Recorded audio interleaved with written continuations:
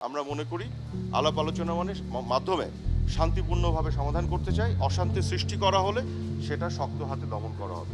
সম্প্রতি ছাত্র জনতার অভ্যুত্থানের মুখে শেখ হাসিনা সরকারের পতনের আগে গণমাধ্যমের উপর চাপ সৃষ্টি এবং আন্দোলনরত শিক্ষার্থীদের নিয়ে বিভিন্ন সময় কটূক্তি ও অভিযোগ করার জন্য আলোচিত ছিলেন সাবেক তথ্য ও সম্প্রচার প্রতিমন্ত্রী মোহাম্মদ আলী আরাফাত।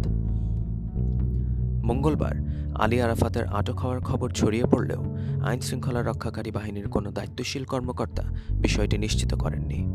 ফলে তাকে আটক করা হয়েছে কিনা তা নিয়ে ধোঁয়াশা তৈরি হয়েছে। ঢাকা মেট্রোপলিটন পুলিশের একজন কর্মকর্তা জানান, ডিবি পুলিশ আরাফাতকে আটক করেনি এবং অন্য কোনো বাহিনীর পক্ষ থেকে তাকে আটক করা হয়েছে কিনা সে বিষয়ে কোনো তথ্য নেই। গুলশান বিভাগের উপকমিশনারও আটকের বিষয়টি অস্বীকার করেছেন। অথচ বিভিন্ন গণমাধ্যমের খবর অনুযায়ী মঙ্গলবার রাজধানীর গুলশান এলাকা থেকে আলী আরাফাতকে আটক করা হয়। কোটা সংস্কার আন্দোলন চলাকালে কবি নজরুল সরকারি কলেজের শিক্ষার্থী তাহিদুল ইসলাম নিহতের ঘটনায় দায়ের করা মামলার আসামি তিনি।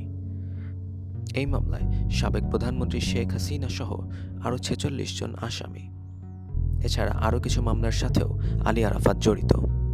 গত ১৪ আগস্ট সামাজিক যোগাযোগ মাধ্যমে গুজব ছড়ায় যে আরাফাত ঢাকায় ফরাসি দূতাবাসে লুকিয়ে আছেন। পরে ফরাসি দূতাবাস থেকে এই তথ্যকে সম্পূর্ণ মিথ্যা বলে উল্লেখ করা হয়।